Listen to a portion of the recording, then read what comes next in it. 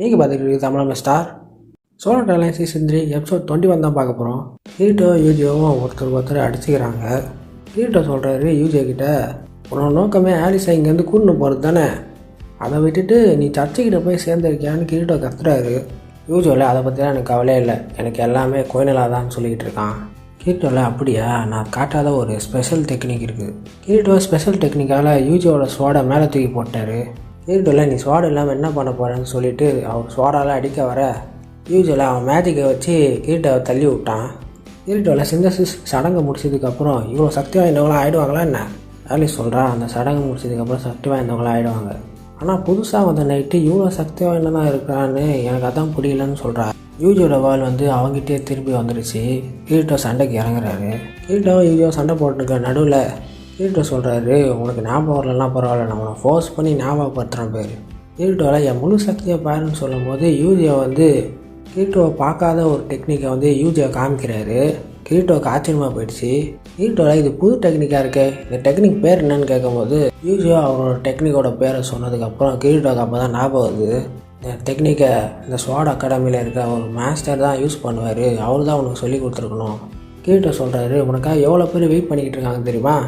உன்னோட கிராமத்தில் செல்கா உனக்காக வெயிட் பண்ணிக்கிட்டு இருக்கா. ஸ்வாட் அகாடமியில் டீசே ரோனு, என்னோடய மாஸ்டர் லீசா, அப்புறம் உன்னோட மாஸ்டர் எல்லாருமே உனக்காக வெயிட் பண்ணிக்கிட்டு இருக்காங்க. அங்கே பேர் ஆலிஸும் உனக்காக தான் வெயிட் பண்ணிக்கிட்டு இருக்கான்னு சொல்லும் போது யூஜியோ கொஞ்சம் கொஞ்சமாக மனம் மாறுறாரு.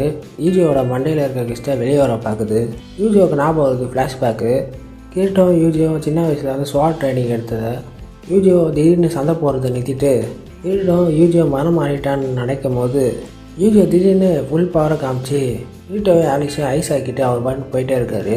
யூஜியோ டாப் ஃப்ளோருக்கு போகும்போது அந்த கோமாளி சொல்கிறான், அவங்கள நான் கொண்டு தானே வர சொன்னேன், நீ எதுக்கு அவளை அப்படியே விட்டு வந்த?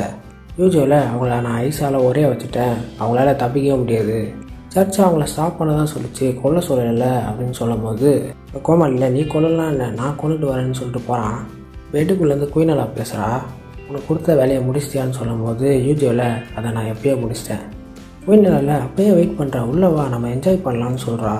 யூஜியோவில் அவன் காலர் பட்டனை அவுத்து விட்டு உள்ளே போகும்போது குயினலா ஹீல் பண்ணி விட்றா யூஜியோட காயங்களுக்கு. குயினலா யூஜியோ மண்டையிலேருந்து கிறிஸ்டன் எடுக்கிறா. யூஜியோவை கண்ட்ரோல் எடுத்து அப்படியே படுக்க வைக்கிறா. குயினலா சொல்கிறா, யூஜியோ உன்னால் நகர தான் முடியாது, பேசலாம்ல. யூஜியோ திடீர்னு ஏந்தத்தில் அந்த சின்ன கத்தியை வச்சு குயினலாவை குத்துறான்.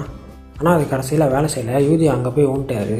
குயினலா சொல்கிறா, அந்த லைப்ரரியில் இருக்க அந்த காதினல் தானே அந்த சின்ன கத்தியை கொடுத்து என்னை கொல்ல சொன்னான், ஆனால் அது கண்டிப்பாக வேலை செய்யாது, ஏன்னா என்னோடய ஷீல்டு அவ்வளோ பவர்ஃபுல்.